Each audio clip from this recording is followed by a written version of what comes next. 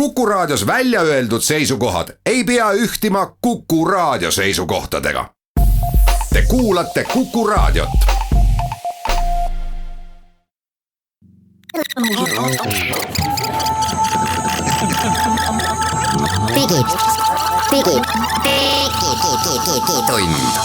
Digitund. Nutikad lahendused ja digitunni toob sinuni Elisa. Tere hommikupoolikut kõik Digitunni kuulajad. Meil on käes 5. märts aastal 2018. Kell on 7 minutit 11 läbi ja aeg on Digitunnis vaadata tehnoloogia uudistele peale, mis on viimase 7 päeva jooksul meieni jõudnud. Mida me tänases saates räägime? Me oleme saanud kätte, uurinud ja puurinud Samsungi uhiuut telefoni S9 ja S9 Plus ka. Räägime veel uudiseid sellest, et Eesti ilmselt ühes kõige globaalsemas ja kõige nähtavamas idufirmast lahkus võtmeisik. Mis sellest edasi saab, arutame. Eesti ID-kaardile tarkvarale on tulnud uus ja väga oluliste uuendustega versioon. Ja räägime ülejäänud saate sellest, mis oli eelmise nädala tähtsam sündmus maailmas, mobiilimaailmas, muidugi Barcelona mobiilikongress ja mis meil on silma jäänud sellest messist. Digitund. No nii, läheme siis saatega edasi. Mina olen saanud Samsung Galaxy S9 telefoni katsuda võib-olla siin pool päeva, võiks nii võtta kokku. Aga Henrik, sina oled nüüd saanud S9-ga nädalavahetuse jagu siis seda lähemalt tuttuda. Ja minu poole päeva mulje on praegu selline, et see telefon ei üllatanud peaaegu millegagi. Kas sinu mitme päeva kogemus on minu omast siis erinev? No me kasutasime vist erinevaid telefone, et sina oled olnud rohkem selle plussi peal, eks ole, minul on tavaline S9. No nad nii erinevad, no jah, võib-olla küll. No kas või ma saan aru, et suurel telefonil on 2 kaamerat, et S9 on 1 kaamera. Aga ma olen selle põhjusel olen selle peal või olen seda proovinud, et ma olen ise S8 kasutaja olnud, ma arvan 1,5 aastakest ja ma olen sellega üli rahul ja mind huvitas, et mis nad siis seal muutnud on ja kuidagi raske on nagu suhtuda sellesse telefoni. Ühest küljest nad ei ole nagu eriti midagi muutnud, sest nagu sa ütlesid, väljast on identsed nad, sisemuses natuke vist on teine protsessor pandud ja nii edasi. Mõned asjad on paremaks tehtud, nagu näiteks need stereokõlarid. Seal on ikkagi väga suur vahe, et see on S8 tõenäoliselt kõige nõrgem koht on see, et tal on see üks väike krappkõlar seal all servas ja seda on väga lihtne, kui sa näiteks mängid või ma ei tea, YouTube'i vaatad, on väga lihtne oma sõrmega kinni katta. Siis uuel telefonil on stereokõlarid, seal on mäekõrgune vahe. Ma saan aru, et uuel telefonil, sealt kus nagu telefoni kõnet pidades kuulad teist inimest, see osa toimub ka kõlarina, kui sa vaatad videot ja muusikat. Ja väga elementaarne asi. Jah. Uus Android on peal, S8 siin Balti piirkonnas ei ole veel Android 8 uuendust saanud, mujal maailmas nüüd vaikselt tuleb, aga küll ta tuleb sinna ka, aga mis siis on, kaamera peaks olema nagu hästi palju muutunud. Ma käisin siin eile kodukandis ringi nii õues kui sees, ilm oli ilus ja tegin pilte ja ma peaks ütlema, et tulemused on veidrad. Veidrad, nii? Jaa, ma ei ole jõudnud, ma peaks tegema tegelikult veel rohkem pilte, et nüüd mingit oma lõplikud hinnangut öelda, aga on teatud olukorrad, kus see uus kaamera on tõesti parem. Näiteks ma tegin õhtupimeduses, tegin Toompea vaatest panoraami ja seal oli selgelt näha, et S8 oli suhteliselt mürane, samal ajal kui S9 pildid olid palju puhtamad. Aga sellel S9 vähemasti mis minu käes on, ma ei tea, kas tal on äkki pole lõplik tarkvara peal või, et need pildid on tuntavalt soojema värvustasakaaluga. Ja eriti siin lumega pilte tehes tuleb kohe selline kollakas kuma piltide peale. Ma tegin kõrvuti täpselt samu vaateid. Aga sa pildistad automaatrežiimis, et ta peaks... Automaat kõik, jah. Mina testingi kaameraid niimoodi, ma arvan, et 99% pilte tehakse niimoodi, et keegi ei lähe sinna settingutesse ja seetõttu ma ei näe põhjust. Kui keegi tahab, keegi teine inimene testida, siis on kahtlemata huvitav. Aga täpselt samad seaded, kõik täis automaatika. Ja mingeid pilte kippus S9 nagu üle valgustama, väga selline, ja mingites piltides oli tal, ma ei tea, kas tal algoritmid üritasid midagi teha, aga ta kuidagi teravust, sügavust oli tunduvalt vähem. Noh, ma pildistasin näiteks oma last päiksepaistelises pargis. S8-ga oli pilt lõpuni terav, nagu me oleme harjunud mobiilikaamerate puhul nägema. Siis S9-ga kippusid taustad uduseks, aga mitte nagu kihvtilt uduseks, vaid lihtsalt ebateravaks. See on imelikult ebateravaks, et tuleb natuke veel vaadata seda testi osa. Muide, see on jah, S9 plussi eripära siis on tõesti, et sellel on pandud 2 kaamerat külge. S9 ikka 1 ja see 2 kaamera efekt peaks olema see, et ta aitab pildistada siis häguse taustaga ilusad portreid. Ma tahan jagada korraks seda, et ma ise proovisin nüüd seda, mida peetakse nende telefoni puhul. Samsung ütleb, et on uuendus, et seal on see üliaegluup kaamera. Ma saan filmida midagi 960 kaadrit sekundis. Tegin me reedel siis kolleegiga sellise väikse katse, et mida pildistada lumisel päeval. No ei tulnud midagi muud pähe, kui et üks auto üritab lumisel teelt ära sõita ja rattad hakkavad all ringi käima ja üleüldse läheb raskustesse.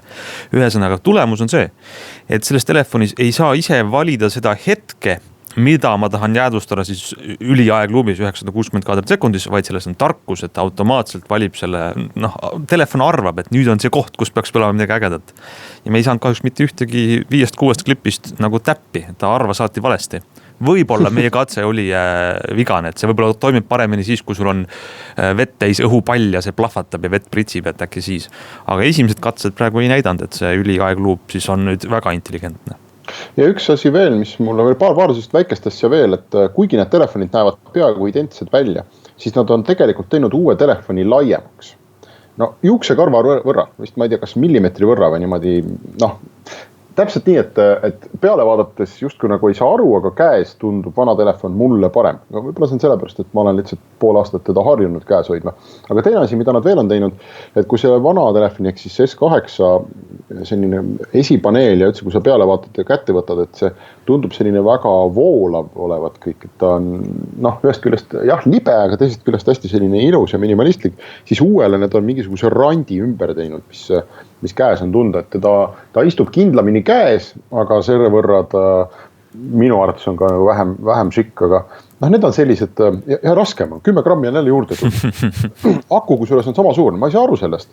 Kõik on ju täpselt sama sees ja kuskilt on tulnud, vana telefon on 155, uus on 163. See füüsika ime, ruum läheb samaks, aga tihedus kasvab ja mass kasvab kehal. Ja muudku tuleb juurde. Ma ei tea, mida nad sinna siis pannud on. Nii et kui ma täna peaks nagu soovitama, ärme võtta seda testina, et kui ma täna peaks ise minema oma raha kulutama, siis ma kulutaks seda uuesti S8 peale. Ja mitte, tõenäoliselt mitte S9 peale, kuigi need kõlarid ikkagi jääks kripeldama, et see on väga suur vahe. No võt täpselt, et peale selle 10 grammi telefoni kaalus on ju ka hind. Hind on 850 eurot nüüd ja suuremal 950 eurot. Ma vaatasin S8 vist peaks saama kuskil 5,5 Nii et ehk siis 300 eurot on selle vahet, sa saad kuulata stereot, kui sa siis kuulad otse telefoni kõlarist muusikat. Päris kallis stereo heli peaks ütlema. Liiga suur, aga ega samast see ongi ju uute Androidi telefonidega olnud kogu aeg nii, et nüüd ta tuleb turule, eks ole, ja siis aasta lõpuks on siin kukkunud, aga need vahed on tõesti ikkagi nagu väga-väga väikeseks jäänud. Me räägime seda juttu juba mitu aastat, vahed on väiksed, aga nad on. Ma ei näe nagu ühtegi sellist, minu elus ei läheks mitte midagi paremaks või halvemaks, kui ma valiks ühe või teise. Nad on mõlemad väga head telefonid. Lihtsalt ühe puhul mul jääks 300 eurot taskusse, mille eest ma saaks osta midagi toredat. No võt, meie esimesed muljed siis S9, aga lähme siit nüüd väiksele pausile.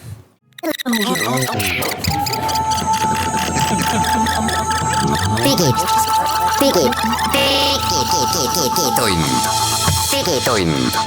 Nutikad lahendused ja digitunni toob sinuni Elisa. Läheme digitunniga edasi. Räägime natukene eelmise nädala olulisematest uudistest ja alustame sellised personali uudisest, kuidas see saab põnev olla, võite küsida, aga minul tundub küll, et see on põnev. Nimelt personali uudis on siis selles, et idufirmast Starship lahkus Allan Martinson, kes seal on 4 aastat vist väsimatult tööd teinud. ja miks ta lahkus, seda ta avaldas ka, et ta lihtsalt isiklikel põhjustel on töökoormus üle kogu maailma läinud nii intensiivseks, et ei saa enam oma elu kuidagi elada. Aga miks see on minu arust oluline uudis on see, et see Starship on üks Eesti märkimisväärsemaid Eestist sündinud ettevõtteid, enam ei saa öelda, et ta on puhtalt Eesti ettevõte, sest tegutseb ju väga paljudes riikides. Aga selle firma siis nagu, tal on just 2 väga märkimisväärset saavutust. Üks on see, et tuntud robootik ja insener Ahti Heinla on ehitanud selle tehnoloogia, kuidas me võiks väikese roboti, kerge, odava roboti teha, mis on keskselt juhitav ja ei vaja inimest. Aga sellest isegi märkimisväärsemalt võib-olla olulisem on see, et see firma on suutnud Eesti kuskilt laborist või sellisest ülikooli hoonest välja murda laia maailma ja väga edukalt lääneriikides siis ennast näidanud ja turule viinud. Ma arvan, et see on väga palju selle inimese töö, kes praegu sealt siis töölt ära läks, ehk siis firma ärijuhi Allan Martinsoni. No USA ärikultuuris eriti on see, kui keegi lahkub oma kohalt ja tippjuht ja viitab isiklikele põhjustele või soovile perega rohkem koos aega veeta, et see on alati selline, sellel on oma välja kujunenud kõrvaltähendus. See on selline justkui, selline topelttähendusega lause, kuigi minul ei ole küll praegu mingi infot, et siin oleks mingi topelttähendus. Ei, mul ka ei ole, absoluutselt ei ole, et ma lihtsalt juhin tähelepanu, et seda on see on hästi tavaline, eks ole, tõesti eriti USAs, et kui keegi, sa loed pressiteadet, et firma tippjuht lahkub ja ta soovib veeta perega rohkem koos aega, et siis see päris tihti tähendab, et ta vallandati selle koha pealt või et tal paluti lahkuda. Tõesti ei tea, et kas see on Starshipi puhul ka nii või ei ole, aga me võime vaadata, et neil tõenäoliselt tuleb millalgi järgmine rahatõstmise ring, et nad viimati tõstsid raha siin üle aasta tagasi. Ettevõte läheb suuremaks ja mida rohkem miljoneid dollareid investorid, ja need on välismaa investorid, mida rohkem miljoneid nad mängu panevad, seda rohkem nad hakkavad ka ikkagi otsustama või vähemasti mõjutama seda, et kes nende miljoneid seal juhivad, eks ole, et kes on see tiim ja mis on nende kogemused ja nii edasi, et ega see ei ole võimatu tegelikult, et Starship on lihtsalt kasvamas nii suureks, investorite panus seal sees on nii suur, et nad ka avaldavad soove või kahtlusi, et kes ja mis moel ja millise kogemusega ja haardega inimene peaks näiteks seda tegevust juhtima. Ma tõesti, mul ei ole mitte mingit infot, et kas see on nii. Võib-olla Allan Martinson tahtiski perega koos rohkem aega veeta, aga ma jätaks selle kindlasti võimalusena õhku ja ma vaatan, et Ahti Heinla on CEO, eks ole, ehk siis firma päris juht praegu kodulehe andmetel, et ma arvan, et ei ole võimatu, et me näeme ka seda, et temagi taandub selle koha pealt, et ta läheb, ma ei tea, kas arendusjuhiks või mingile sellisele positsioonile, et kui see firma äritegevus kasvab ikkagi piisavalt suureks, siis tuleb sinna teistmoodi äritiim peale. Ja selge on see, et selles valdkonnas on kibe konkurents tegelikult, sest meile võib siit tunduda, et need väiksed kuurattaga robotid on ainsad, mis ringi sõidavad tänaval, aga ei, et Silicon Valley's on neid mitu tugevat konkurenti ka. Ja tööd on ilmselt väga palju veel ees, kuigi see on väga võimas töö, mida Starship on teinud juba 4 aastat. Aga eks me näeme, hoiame siis silma peal. Mis veel uudised on, võib-olla toome siis Eesti kuulajale väga nahalähedasemat ja praktilisemat infot, et Riigi Infosüsteemi Amet teatas eelmisel nädalal, et nad on valmis saanud esimese avaliku väljalaske siis uuest Digidoki tarkvarast, Digidock 4. Ja see ei ole mitte lihtsalt selline info, et on nüüd vaja jälle varsti vajutada nuppu tarkvara uuendus ja siis on kõik läbi, kuna Digidock 4 toob natukene kardinaalsemaid muudatusi sellesse, kuidas meie oma dokumentide digiallkirjadega ringi käime arvutites. Nimelt on eripära see, et Digidock 4 sees on kokku pandud siis mitu erinevat programmi üheks. Et kes praegu vähegi on jälginud, mis tema arvutis toimub, kui sa ID-kaardi kasutama, siis on seal ID-kaardi haldusvahend, kus sa näed oma ID-kaardi PIN-koodi asju, üks programm, järgmine programm Digidock, millega saad siis allkirju anda ja vaadata ja digiallkirjast ümbrikke uurida. Ja siis veel üks programm, millega vaadata krüpteeritud faile. Kõige elu lähedasem näide ilmselt, kui sa saad kiiruskaamera trahvi, siis tuleb sulle krüpteeritud ümbrik selle kohta. Digidock 4 on siis see, kus pannakse kõik see asi kokku ja see näeb välja selline lihtne võiks vist öelda moodne kasutajaliides, kus ei ole üleliigseid nuppe, kirju ja mina ütlen, et see on nagu juba ammu oleks võinud olla see uus versioon väljas, sellepärast et ta toob selle digiallkirjastamise ja ID-kaardiga arvutis tehtavad tegevused kokku väga loogilisse ühtsesse keskusesse, mis on nagu siia olnud liiga laiali ja liiga segaselt eri programmides. Jah, seal on meeldivalt disaini kaasajastatud. Ja no nägi selline igati moodsam välja. Ma arvan, et kõik saab tehtud, mis ennegi sai tehtud. Jah, aga kes on huvitatud, siis ID.est saab selle uue tarkvara juba kätte ka ainult Windowsiga arvutitele hetkel, kuna tegu on veel betaga, et lähiajal peaks tulema ka teistele versioonidele siis suveks. Ants, räägi meile lätlaste tegemistest. Ma tahtsin jagada ühte väga huvitavat teadet, mis ma sain tõesti väikse naabritega rivaliteedi osas, et Eestis teatavasti oma nutitelefoni ei ole. Küll aga on lätlased meist selles kõvasti ees ja nüüd on nad keeranud siis võistlust veel korra kangemaks, et nad ütlesid, et nende nutitelefon Just5 või Just5 on siis firma mis Lätis telefon arendab, on nüüd lausa teinud telefone, mis suudab enda sees hoida ka Bitcoine. Et ikkagi kõik viimased moesõnad on nagu kokku pandud. See on siis Just5 Coin Phone.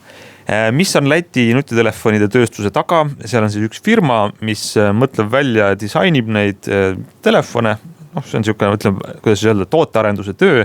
Need töötavad Androidiga, tarkvara tuleb siis Google'ist, toodetakse neid Foxconnis, ehk siis riistvara tuleb Hiinast.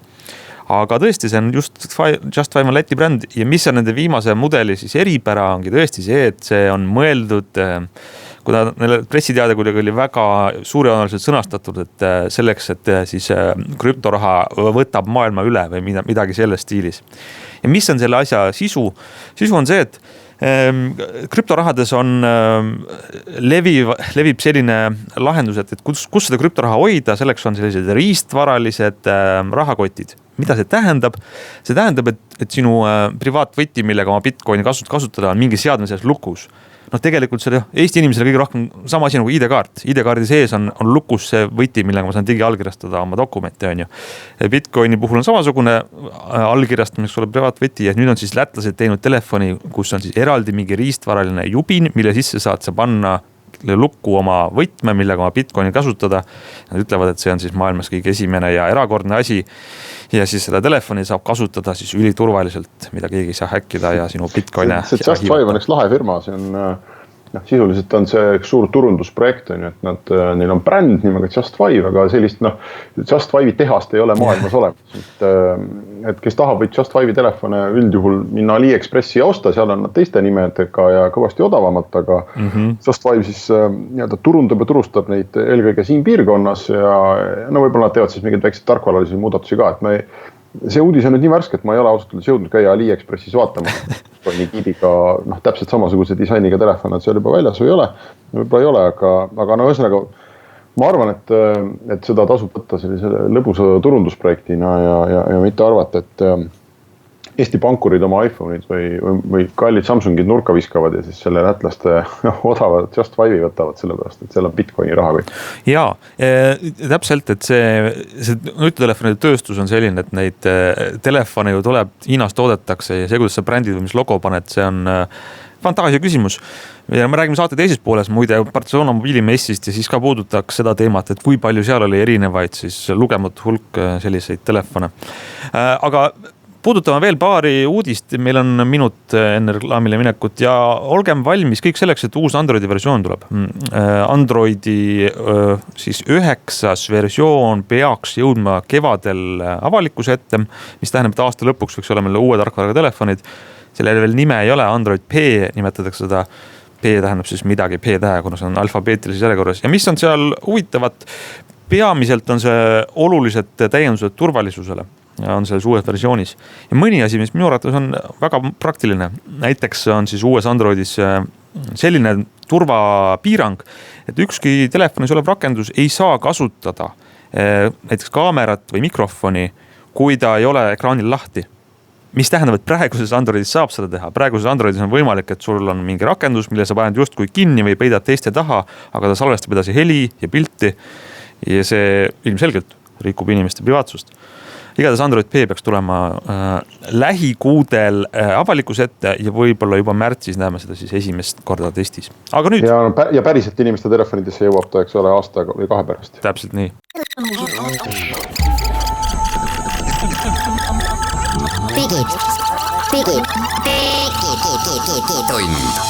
Digitund.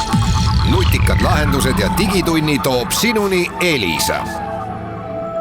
Jätkame nüüd Digitunni saadet eelmise nädala kõige tähtsama sündmuse ülevaatamisega ja see kõige tähtsam sündmus oli muidugi Barcelona mobiilimess, mida me eelmises saates juba korraks mainisime ja rääkisime Samsungi telefonist, mis sealt oli enne messi just välja.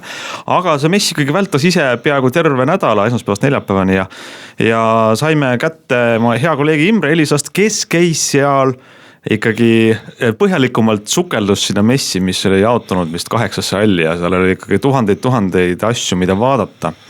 Nüüd enne kui me vaatame, mis sulle silma jäi, Imre, seal messil, siis asi, millest me eelmine saadega rääkisime ja mis meile kõigil on väga huvitav, eriti mulle otse öeldes on siis Nokia uued telefonid ja eelkõige Nokia nuputelefon. Sa nägid selle Nokia 8110. 8110 ja siis väike priim seal taga on, et 4G.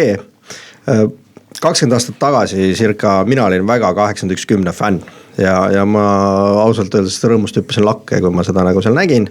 See on kindlasti telefoni, mille ma endale soetan, aga see tõesti on see, et see Nokia on tulnud tagasi oma brändiga, nii-öelda küll hoopis teises koosseisus, aga see retro töötab ja nüüd järgmine selline lipulaev on siis 8110, tõesti nuputelefon, millel on siis 4G funktsionaalsus. Ja, see on kihvt, et ei ole mitte lihtsalt nupukas retro, vaid on see 4G on andmeside on ju sees ja kõik teenused. Andmeside on sees, see 4G on põhimõtteliselt sellepärast, et sa saaksid Wi-Fi hotspoti teha sellega ja uskuge mitte, aga sellel tuleb ka Volte tugi.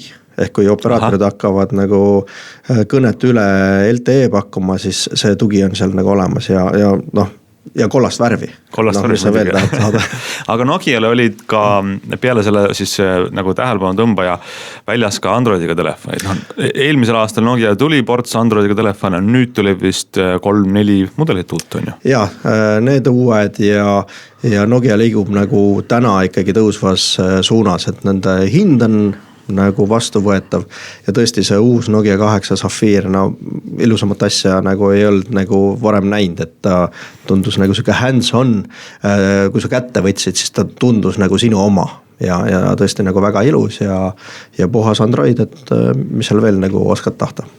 Jah, ja ilmselt nüüd lähikuudel kevadel peaks siis nägema, et kui see tuleb turule, et mis ta teeb, kas ta Eestisse, millal ta jõuab Eestisse ja mis hinnaga täpselt on ju.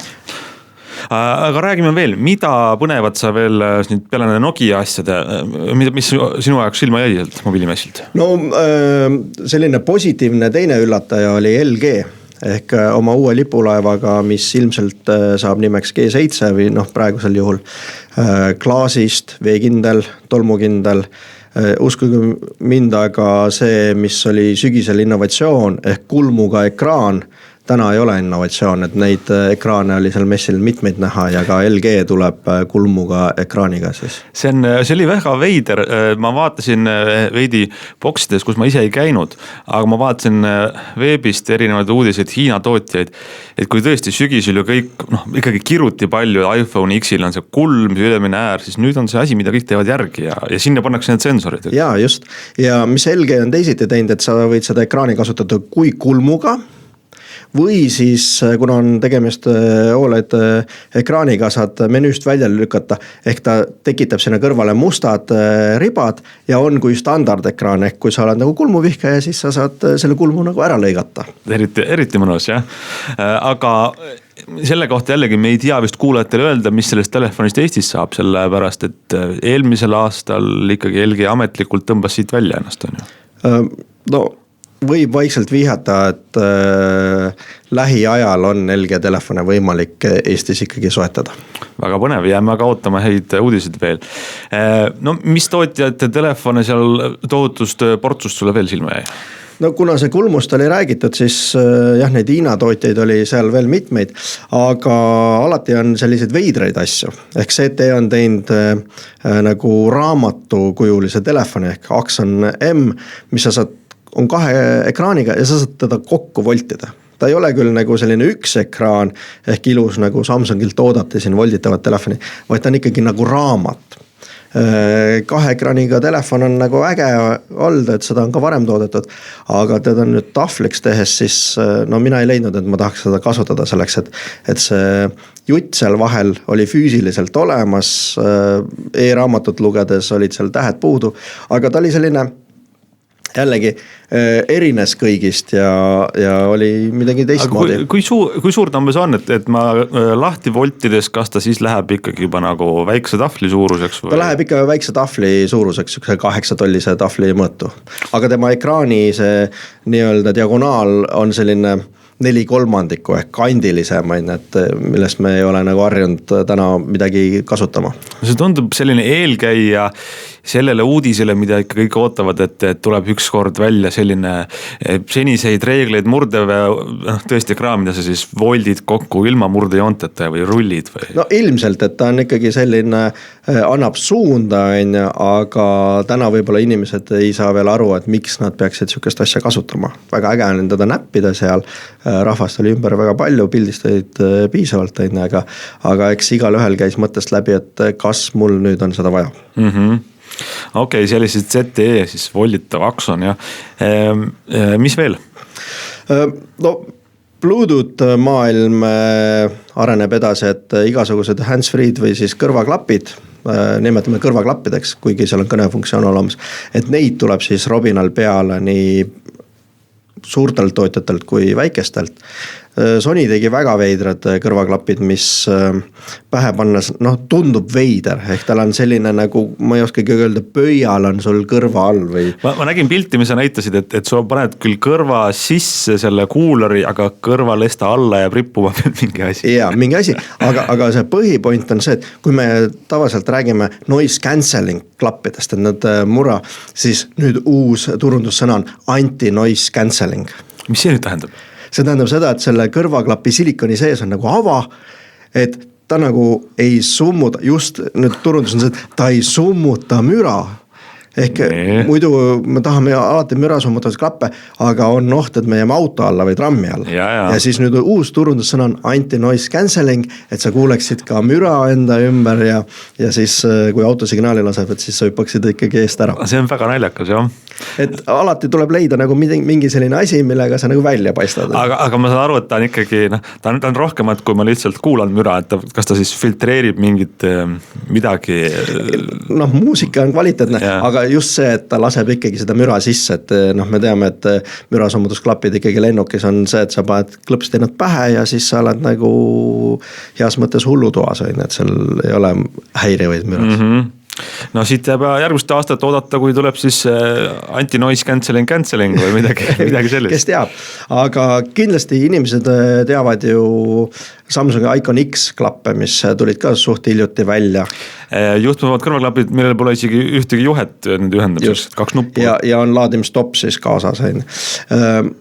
Seda liini nüüd aetakse ka, et ei saa öelda, et nüüd päris sarnane disain on, aga näiteks Elari tootjal on sarnased klapid ja öeldakse, et tänava hind jääb kuskil 80 eurot, pluss miinus, et kui siin maksud asjad juurde, mis on tegelikult väga mõistlik hind nagu tavainimesele ju soetada ja mõelda, kas mulle meeldib see maailm, et 250 eurot on ikkagi selline väga kallis sisseastamistasu. Jah, tead, see 100 euro piir on päris oluline, et kui sa ostad tehnikaseadme, siis üle 100 euro on juba nagu tõsisem investeering, alla selle on, proovime ära, et äkki on hea asi.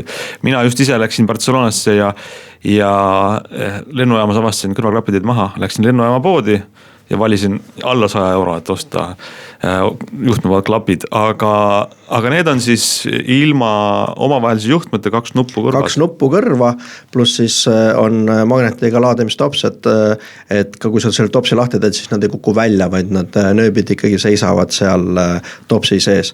Ja 4 tundi mängimise aega siis ja selle laadimistopsiga umbes 2 korda saad nagu täis laadida. Väga hea, teeme siia väikse pausi ja siis räägime edasi mobiilimessi uudiseid. Digitund.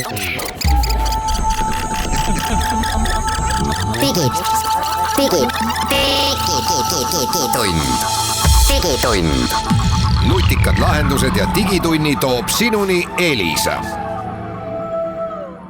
Digitund läheb edasi, meil on saate lõpuni veel jäänud viimane veerandik ja katsume ikkagi veel saada ülevaadet, mis seal Barcelonas näidati, kus on mobiilitööstuse aasta kõige tähtsam üritus, aga need asjad, nagu me juba rääkisime kõrvaklappidest, ei puuduta tihti ainult mobiiltelefone, vaid igasuguseid muid seadmeid on ka. No kõrvaklapid, sa rääkisid Imre, mida veel sulle põnevat sealt messilt silma jäi?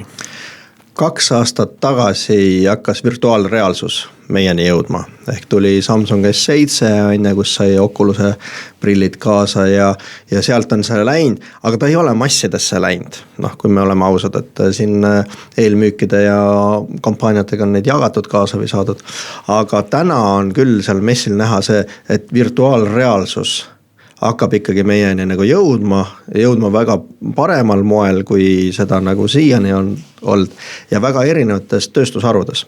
Üks on gaming ehk mängimine ju, et sa oled omas mullis, saad mängida, aga teine on selline nagu treening. Ja seal on juures siis sporditreeningud, kus sul jalgade küljes on erinevad andurid, et kas sa teed õigeid liigutusi ja kuidas sa palli lööd. Ja oleme ausad, et tundub, et ka kirurgid ja lendurid juba ammu kasvavad sealt VR-tööstusest välja. Kas sa nägid ka mingeid seadmeid selles vallas, mis olid uued või pigem mingeid rakendusi ja teenuseid? Teenuseid on üks asi, aga seadmeid väga erinevaid oli sellised seadmeid, mis ikkagi nagu sul käib mingi keskseade sinna sisse, milleks on siis tavaliselt ikkagi telefon. Näiteks Lenovo on koostöös teinud Star Wars Jedi, sellise mängu, kus sa mõõgaga saad siis kakelda nende karakteritega ja mis on nagu hea, et sa ei pea olema alati hea pool, et sa võitled halvaga, vaid sa saad vahetada, et sa oled halb ja võitled headega, et see on sinna tehtud. Teine siis on päris nagu sellised võimsad seadmed, kus keskseadmeks on nagu ikkagi arvuti, sul on prillid peas, hästi palju andureid, mis siis treenivad sind ja kuidas sa lööd, näiteks jalgpall oli seal päris nagu sellises mõttes ikkagi nagu sa oled päris muruplatsil, võiks öelda. Aga huvitav asi on võib-olla, mis Lenovo veel välja tõi, on siis virtuaalreaalsusprillid, mis on autonoomsed, ehk sul ei ole vaja lisaseadet. Tal on endal aku sees, keskseade on seal sees, ekraan on sees, paned pähe, saad kohe kasutama hakata. Siiani ma olengi tundnud see, et väga tüüt on mingit telefoni panna prillidesse. Selleks, et kas ta istu sinna või kogu aeg on vaja mingit tarkvara uuendusi teha. Jah, sellest on tegelikult ju arutletud palju, et iga lisasamm, mis sa teed, muudab selle tehnoloogia keerukamaks, et kui sa algas tead selle Oculus Riftiga, sa ühendad 5 juhet arvutiga, oled laua taga, ei saa ennast siit ära. Järgmine samm, sa pead oma telefoni panema siia klappidesse või siis peakomplekti, eks. Aga nüüd on siis, sa ütled, et see kiiver või on see prillid või oli see suur või väike selle Lenovo oma? Nii nagu ikkagi täna, aga ta oli selles mõttes mugav, et natukene toetab ka otsmiku peale, et siiani need VR asjad on olnud sul ikkagi ees, et ta toetab otsmiku peale ja väike pult, mis on ka tegelikult juba mitte uus asi, aga need mängud olid seal mängulised. Ehk näiteks me proovisime seal lumesõda mängida, mis esimene mäng ei saanud nagu hästi aru, aga teine mäng sa juba olid sellises hasardis nagu ja proovisid seal nagu ise eest ära liikuda ja teistele pihta saada. Ja nad on tõinud sinna ka kaamera, ehk siis see ei ole selline nagu 360 kaamera, nad ütlevad, see on 180 kaamera ehk 2 silmaga, nii nagu inimene näeb. Aga kui ma liigun enda peaga, siis see pilt liigub ka. Ehk siis sa näed ka mitte ainult seda virtuaalselt pilti, mida näitab arvuti, vaid ka reaalselt siis ümbrust või? Selles mõttes, et see kaamera on ikkagi nagu 2 silmaga nagu inimene on, aga võtab laialt ehk üle 180 kraadi ja filmib seda osa. Ehk ja teine teema seal on, et sinna saad SIM-kaardi panna. ehk ta upload ib selle sisu koheselt kas siis YouTube'i või sinu poolt valitud nagu pilve teenusesse ja kui sul on prillid nüüd selle kaameraga süngitud, ära ühendatud, sa võid prillid jätta koju, kas vanematele või oma lähedastele ja minna ise Alpidesse nagu avastama maailma. Ja siis saadad sõnumi või helistad, et olge hea, pange nüüd prillid pähe ja vaadake ja siis on see nagu pilt seal. Aga kas kaamera on ka kaugjuhitav selles mõttes, et kui kodus selle peakomplektiga inimene pöörab pea paremale, kas siis kaamera pöörab ka paremale? Ei, kaamera on ikkagi füüsiliselt, et kuidas sa ise näitad aine seal, et ta võtab nii nagu inimenegi aine seda pilti ja kui seal, aga siis need gyrosensorid ja need on paigas, et see, kui sa ikkagi nende prillidega keerad, siis sa näed seda nagu maailma ka seal aine. Et jällegi samm edasi, ehk selle sisu loomine on tehtud lihtsamaks, et ei ole see, et ma võtan musta materjali ülesse, sa tead väga hästi, kuidas videotöötlus on, et sul on 9 tundi materjali, millest teha 9 minutit ja siis 90 tundi sa nagu paned seda kokku. Täpselt. Ja selle virtuaalreaalsuse puhul näibki, et need väikseid samme on hirmus palju vaja, et sa võtad valmis lahenduse virtuaalreaalsus, aga paned sinna juurde juba olemusolevad võimalused, nagu näiteks SIM-kaart, et sa saad kohe uploadida. See on need teenus ja YouTube on ju. Et keegi ei viitsi sellega jännata, kui ta on sul nii keeruline. Isegi olgu ta on nagu see materjal mustem, aga sa saad seda koheselt jagada. See on inimestele tähtis ju jagada oma emotsioone. Ja, no saame näha, kas 2018 tuleb mõni läbilöök või läheb veel aega sellega. No meil on saate lõpuni veel ainult paar minutit aega jäänud. On sul midagi veel, mida sa tahaksid välja tuua? Jaa, on küll üks asi, mis ma tahaksin, on külmkapp.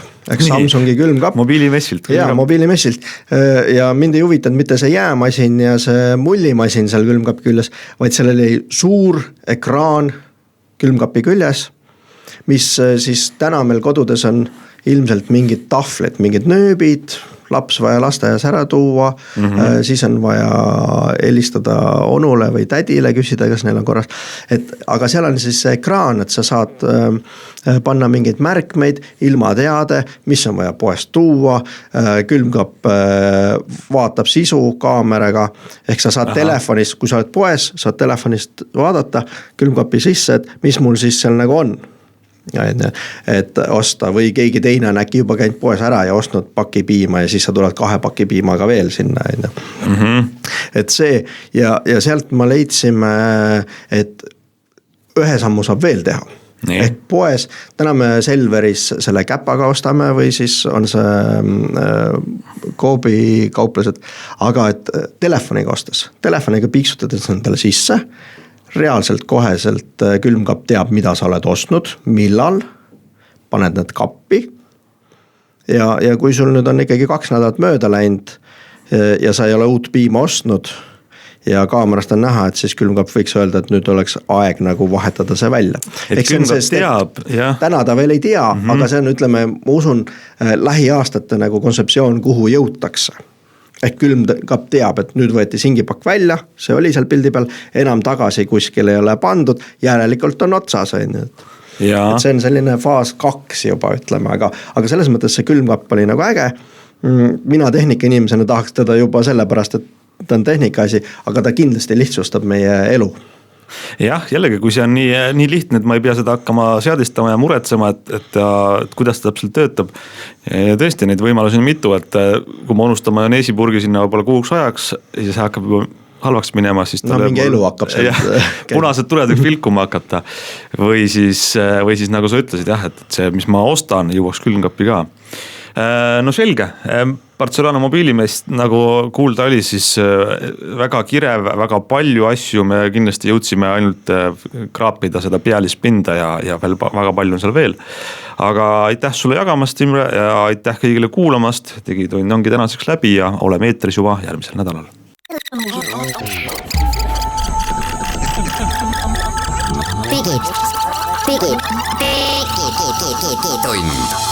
Digitund. Nutikad lahendused ja digitunni toob sinuni Elisa.